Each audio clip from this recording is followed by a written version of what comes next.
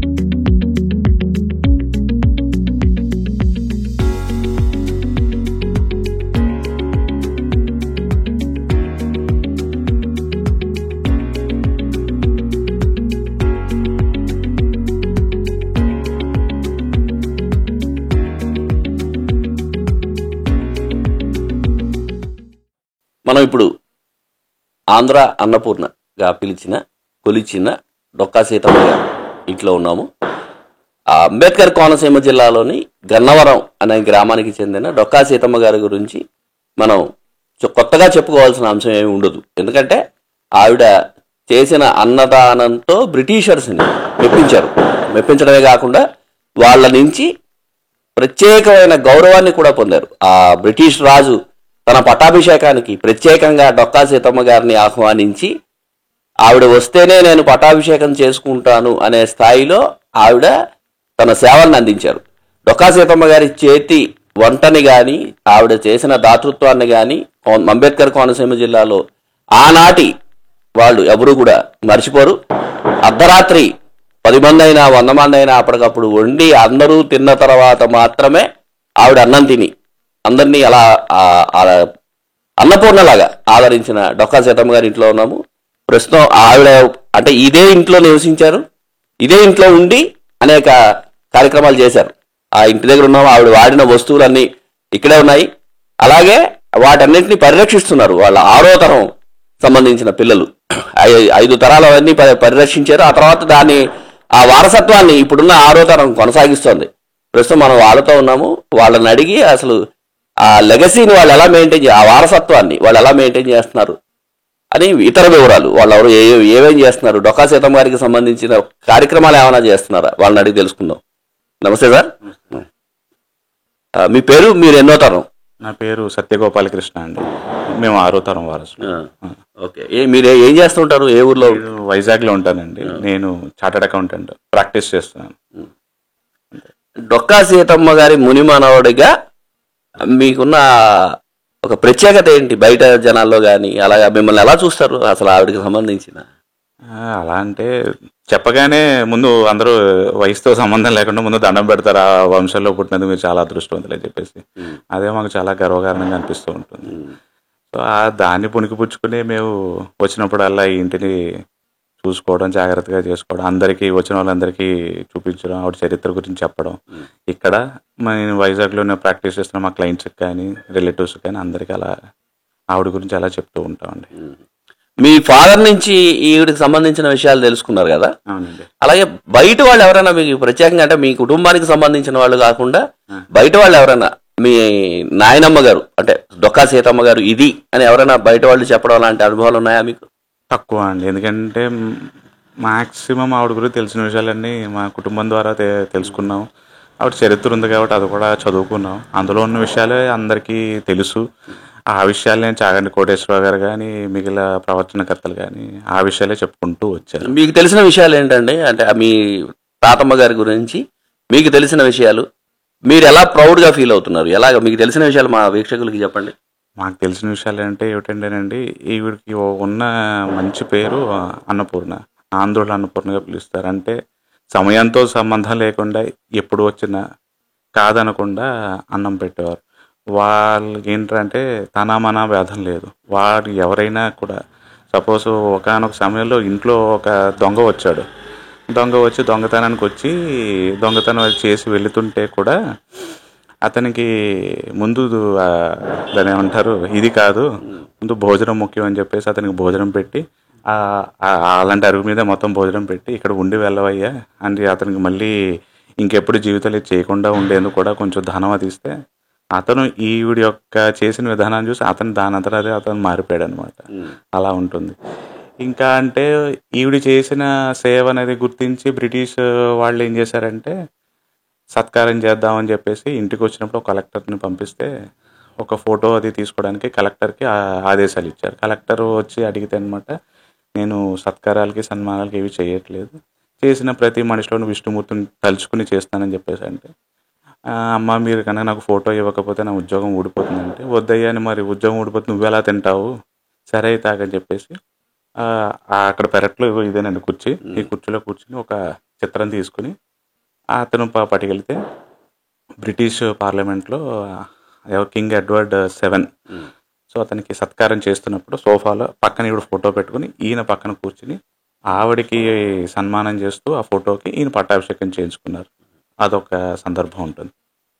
ఇదొకటి నేను ఇంతలా చేస్తున్నప్పుడు భగవంతుడు కూడా మనకి పరీక్షలు పెడుతూ ఉంటారు కదా, అలాగా విష్ణుమూర్తి ఏంటంటే పరమశివుడు ఒకసారి ఈవిడ చేస్తున్నది దాన్ని ఏమంటారు, ఈవిడికి పరీక్ష పడ్డానికి భగవంతుడు వస్తారనమాట. వస్తే ఇంటికి వచ్చినప్పుడు ముందు అతని గురించి ఏం చెప్పుకున్నాడు, ఇలాగ కూతురికి వివాహం చేద్దాం అనుకుంటాను, కానీ వివాహం చేయడానికి నా దగ్గర డబ్బులు లేవమ్మా, కనీసం తాళిబొట్టు పెట్టడానికి కూడా నా దగ్గర డబ్బులు లేవంటే, ఆవిడ ఏం చేసిందంటే ముందు ఆవిడ మెడలో ఉన్న తాళిబొట్టు తీసి ఇచ్చేస్తే ముందు సరే అది కాదని కంటే తీసి ఇచ్చేస్తే, తర్వాత ముందు ఇవన్నీ మీరు పట్టుకెళ్తారు కానీ ముందు భోజనం చేయండి అని ఇలా పీట వేసి ముందు భోజనం అది పెట్టిన తర్వాత, అది ఏమైందంటే భోజనం అయిపోయిన తర్వాత ఆవిడ లోపలికి వెళ్ళి అన్నీ సర్దుకుంటారు కదండి. ఇంతలో ఈయన ఏం చేశారంటే ఏదైతే పరీక్ష పెట్టారో ఆ పరీక్షలో ఆవిడ నెగ్గింది కాబట్టి ఆయన అలా చేతులు కడుక్కొని అదృశ్యం అయిపోయారు. అదృశ్యం అయితే మనిషి కనపడలేదు.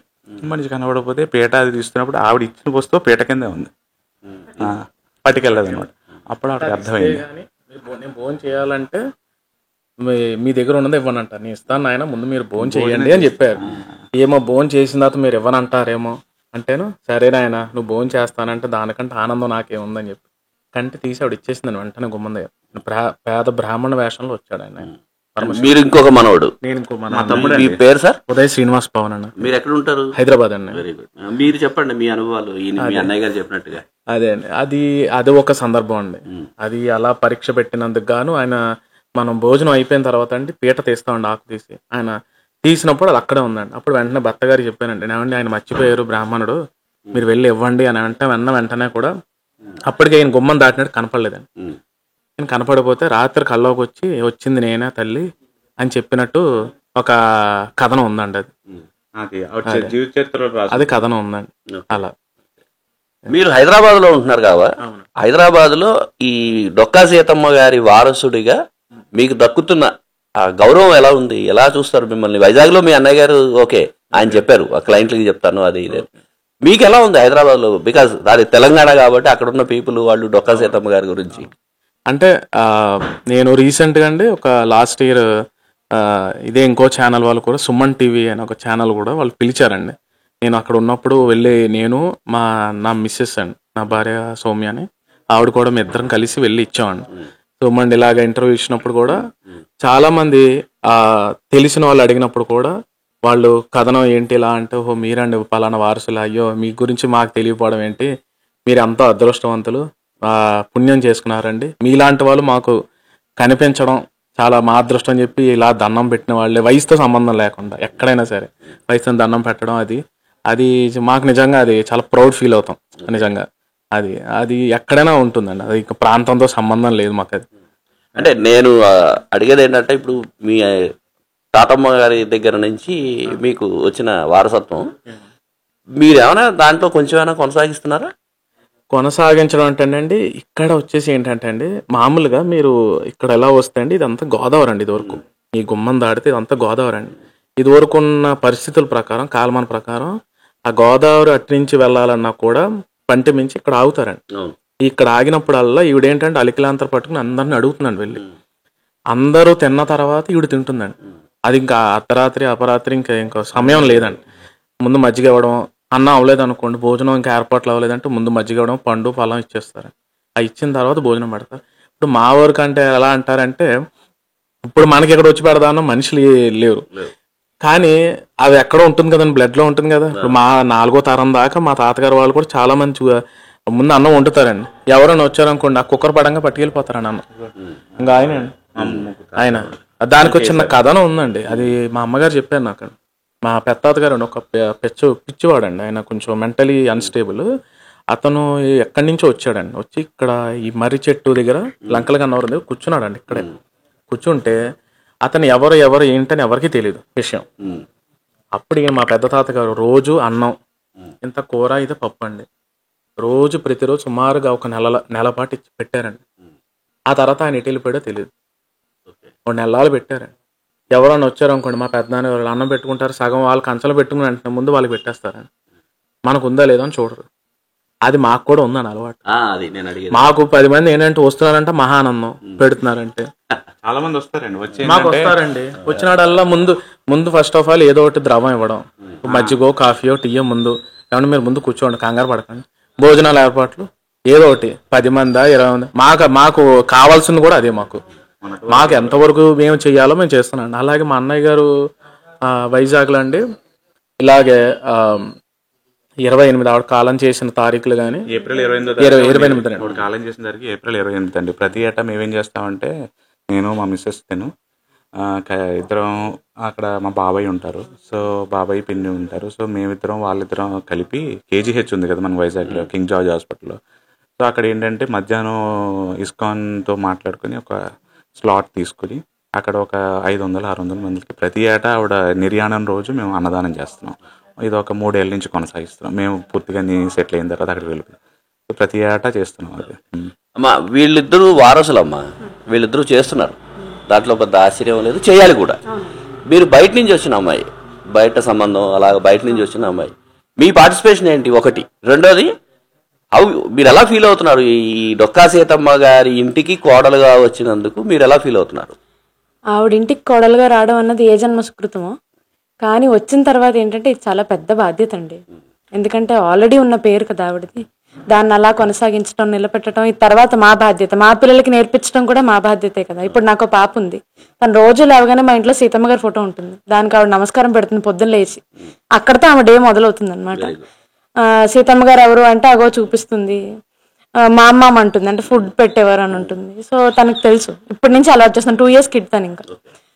సో ఇది ఒక పెద్ద బాధ్యత. తర్వాత ఏంటంటే ఆవిడ లెగసీని కంటిన్యూ చేయడానికి నేను మా తోటికోడలు ఎంతో అంత చేద్దాం అన్నది మా లోపల మాకున్న కోరిక అండి. వీళ్ళిద్దరు ఏదైనా చేస్తే దానికి సపోర్టివ్గా ఎప్పుడు మేము ఉంటాం, ఎప్పుడు చేస్తాం. అంటే మీరు బయట నుంచి వచ్చిన అమ్మాయి అని అన్నాను కదా, అంటే అఫ్కోర్స్ ఇప్పుడైతే వీళ్ళ అమ్మాయే. మీరు ఈ ఇంటికి వస్తున్నారని తెలిసినప్పుడు, డొక్కా సీతమ్మ గారి ఇంటికి కోడలుగా వస్తున్నారు అని తెలిసినప్పుడు మీ బంధువర్గంలో కానీ మీ స్నేహిత వర్గంలో కానీ ఎలాంటి ఫీలింగ్ ఉండేది? వాళ్ళు ఏమనేవారు? అది చాలా పెద్దదండి. ఎవరి పెళ్లికి వచ్చినా ముందు మమ్మల్ని ఆశీర్వదించడం మానేసి డొక్కా సీతమ్మ గారు అనేవారు. అదొక క్రేజ్ అనమాట. అంటే అయ్యి బాబా ఎంత పెద్ద ఇంట్లోకి వెళ్తున్నావు నువ్వు అని. నేను కూడా అనుకోలేదు సార్, నేను ఏదో డొక్క అంటే మామూలు సంబంధం అనుకోలేను, సీతమ్మ గారి వంశం నుంచి సంబంధం వస్తుందని నేను కల్లో కూడా ఊహించలేదు. అది చాలా పెద్ద, దాన్ని ఏమంటారంటే ఎన్నో జన్మల పుణ్యం ఉంటే వస్తుంది కదా, ఈ జన్మలో నేను అది very proud, very very proud.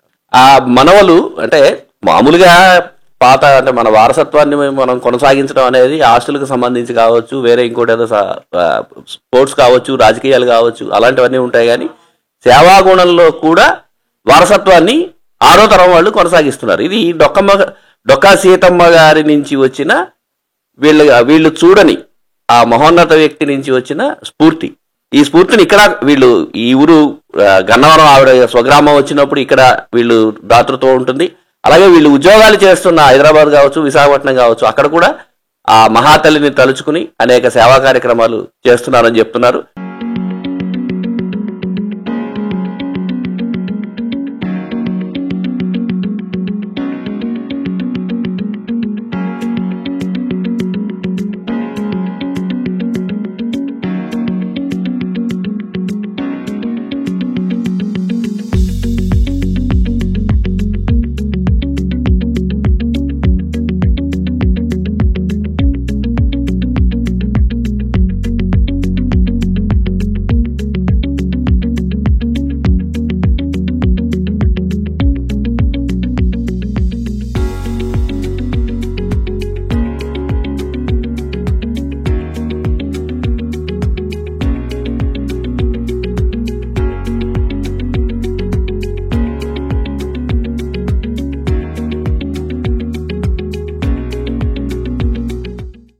Dokka Seethamma గారి వారసులే కాకుండా డొక్కా సీతమ్మ గారికి సంబంధించిన ఇక్కడున్న ఆవిడ వాడిన, ఆవిడ నడయాడిన, ఆవిడ అన్నదానం చేసిన ఆ ఇంటిని చూడడానికి ఇప్పటికీ అనేక మంది పర్యాటకులు కావచ్చు, లేదా స్థానికంగా ఉన్నవాళ్ళు కావచ్చు, లేదా పాఠాలు చెప్తున్న ఉపాధ్యాయులు కావచ్చు, ఆవిడకి సంబంధించిన పాఠాలు చెప్తున్న ఉపాధ్యాయులు కావచ్చు, వాళ్ళు కూడా ఆవిడ నడయాడిన ఇల్లు చూడడానికి, ఆవిడ తిరిగిన ఇల్లు, ఆవిడ అన్నదానం చేసిన ఇల్లు చూడడానికి, ఆవిడ వస్తువులను చూడడానికి ఇప్పటికీ వస్తూనే ఉన్నారు. అలా వచ్చారు వీళ్ళందరూ స్థానికంగాను వేరే చోట్ల ఉద్యోగాలు చేస్తున్న టీచర్ ఉద్యోగాలు కావచ్చు, వేరే ఉద్యోగాలు వాళ్ళు వచ్చారు. వాళ్ళతో మాట్లాడదాము. వాళ్ళు ఎలా తెలిసింది ఏంటి, అసలు వాళ్ళ ఫీలింగ్ ఏంటి, వాళ్ళని అడుగుదాం. నమస్తే సార్. నమస్తే. మీ పేరు, మీరేం చేస్తున్నారు? నా పేరు గోపాలకృష్ణ. నేను ఇక్కడే నాగులంకలో టీచర్గా పనిచేస్తున్నాను. డొక్కా సీతమ్మ గారి గురించి తెలిసి మేము అలా వెళ్తా ఒకసారి చూసి వెళ్దామని చెప్పేసి అని ఇక్కడ రావడం జరిగింది. అయితే ఆంధ్రుల అన్నపూర్ణగా ప్రసిద్ధిగాంచిన డొక్కా సీతమ్మ గారి గురించి మేము చదువుకోవడం తెలుసుకోవడం జరిగింది. మరి ఆ రోజుల్లోనే ఎటువంటి ప్రతిఫలం ఆశించకుండా మరి వచ్చిన వారికి ఆకలి తీర్చి వాళ్ళకి ఆహారం పెట్టడంలో ఆవిడ మరి చాలా ఎంతో గొప్ప హృదయం ఉంటాయి, కానీ అటువంటి పనులు చేయలేరు. మరి బ్రిటిష్ ప్రభుత్వం ఆవిడ చేసిన సర్వీస్ను గుర్తించి ఆవిడకి ఒక సర్టిఫికెట్ ఇవ్వటం ఒకటి. అదేవిధంగా రీసెంట్గా అయితే మా స్కూల్లో అమలయ్యే మధ్యాహ్న భోజన పథకానికి మరి ఆవిడ పేరు పెట్టి ఆవిడని గుర్తించడం జరిగింది ఎండిఎంకి. నిజంగా మరి ఒకసారి చూసినందుకు మాకు చాలా ఆనందంగా ఉంది. అక్కడికి వచ్చి చూసినందుకు చాలా ఆనందపడుతుంది. సార్ నమస్తే. మీరు ఎక్కడి నుంచి వచ్చారు, మీరు ఏం చేస్తారు? మీకు అసలు బిళ్ళ దుర్గారావు అండి. నేను ఈ లంకలగన్న గ్రామంలోనే గోటంవారిపేట పాఠశాల నందు ఉపాధ్యాయునిగా పనిచేస్తున్నాను.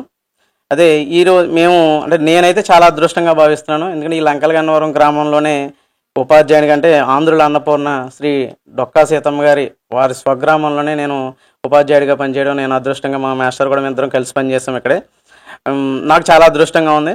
అలాగే మేము పాఠశాలలో విద్యార్థులకు కూడా, అంటే మనం స్వయానా కూడా అంటే ఎవరైనా కూడా పలానా చోట పలానా మండలంలో ఉన్నారని డొక్కా సీతమ్మ గారి గ్రామం గురించి చెప్పుకుంటూ ఉంటారు. కానీ మనం ఆమె పుట్టిన గ్రామంలోనే మనం పనిచేస్తున్నాం. ఆమె యొక్క ఆదర్శాలని, ఆమె చేసిన సేవల్ని కూడా మనం తెలుసుకుంటూ ఆమెలాగా ముందుకు వెళ్తూ ఒక పేరు ప్రతిష్టలు తీసుకురావటం, ఇవన్నీ చేసుకుంటూ ఉండాలని తెలియజేస్తూ ఉంటాం. అదేవిధంగా ఆమె నిస్వార్థంగా ఎంతో సేవలు, అలాగే ఆకలి అని వచ్చిన వాళ్ళకి పిలిచి మరీ చక్కగా ఆమె దేంతో కూడా చక్కగా అదో గరికి పోస్తానో గడ్డితోనో కూడా పచ్చడి చేసి పెట్టారు. అది ఏంటనో తెలియకుండా చాలా ఆనందంగా కూడా కడుపు నిండా కూడా తిని వెళ్ళేవారని చెప్పుకుంటూ ఉండేవారు.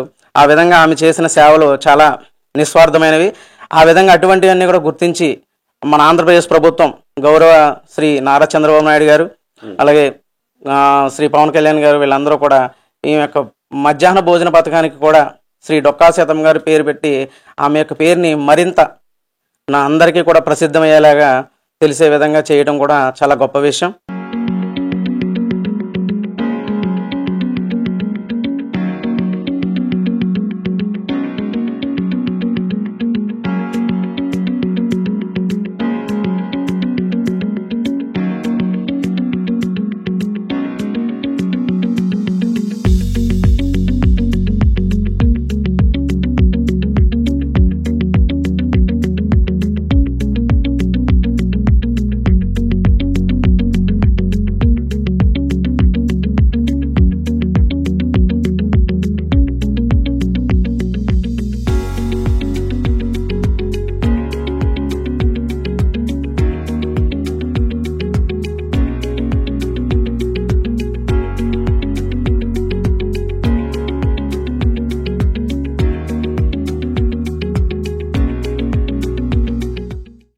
డొక్కా సీతమ్మ గారు స్వహస్తాలతో వాడిన నుయ్యి, ఈ నూతిలో నీళ్లతోటే ఇక్కడికి వచ్చే వాళ్ళకి వండి వార్చి వాళ్ళకి పెట్టేవారు.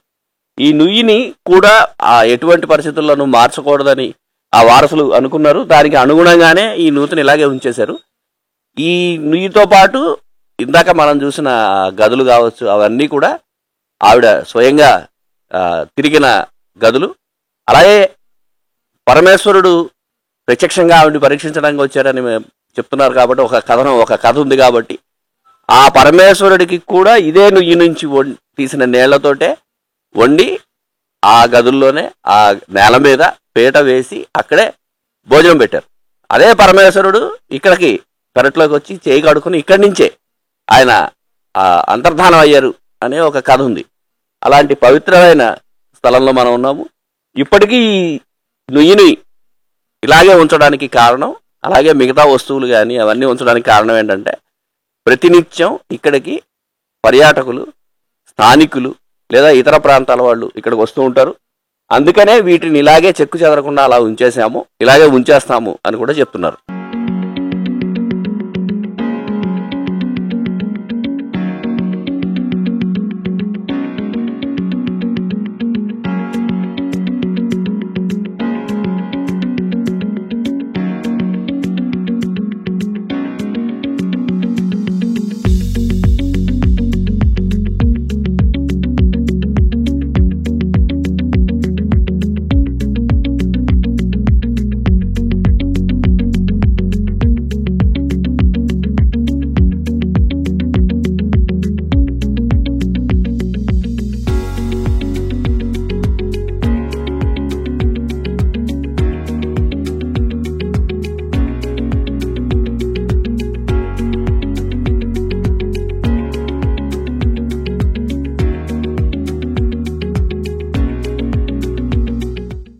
And for more videos, please subscribe to iDream.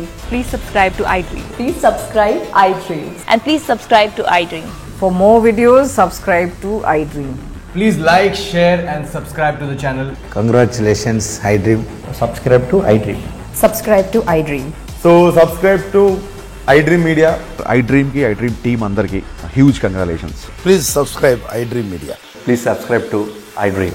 Subscribe iDream. Please subscribe to iDream. iDream అంటే నా కళల ఛానల్ను సబ్స్క్రైబ్ చేసుకున్న నోరు తిరుగుతలేదు, మీరైతే గంట గుర్తు కొట్టండి. For more such videos, please subscribe to iDream. Subscribe to iDream. Please subscribe to iDream. Please subscribe iDream Media. Please do subscribe to iDream. Please subscribe to iDream Media. For best entertainment and information, please subscribe iDream. And don't forget to subscribe to iDream.